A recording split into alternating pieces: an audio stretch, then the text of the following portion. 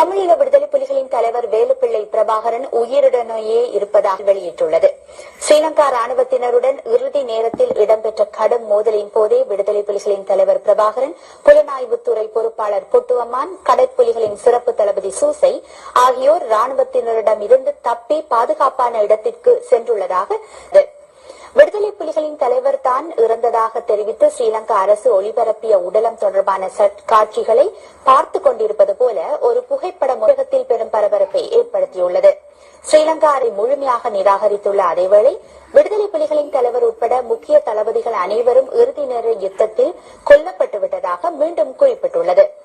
விடுதலை புலிகளின் தலைவர் குறித்த செய்திகளை வெளியிட்டு பிரபலியம் தேட முற்படும் சிலரே இவ்வாறான செய்திகளையும் படங்களையும் வெளியிட்டு சர்ச்சையை கிளப்பி விடுவதாக ஸ்ரீலங்கா அரசாங்கம் குற்றம் சாட்டியுள்ளது.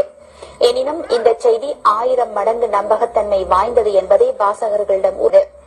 விடுதலை புலிகளின் தலைவரை காப்பாற்றுவதற்காக விடுதலை புலிகளுக்கும் ராணுவத்தினருக்கும் இடையே நடந்த கடைசி நேர மோதலின் போது 60 கரும்புலிகள் சேர்ந்து சுமார் 5000 கிலோ வெடி மருந்துகளை தங்களது உடலில் கட்டிக்கொண்டு ராணுவத்தினர் மீது நடத்திய அதிபயங்கர தற்கொலைப்படை தாக்குதலில் 3000க்கும் அதிகமான ஸ்ரீலங்கா ராணுவத்தினர் கொல்லப்பட்டதாக அத்துடன் விடுதலை புலிகளின் தலைவர் தப்புவதற்கு இந்திய கடற்படையினரும் மேலிடத்தின் உத்தரவுக்கு அமைய தமது வழமையான நடவடிக்கைகளில் ஈடுபடாது கண்டுகொள்ளாதது இருந்ததாகவும்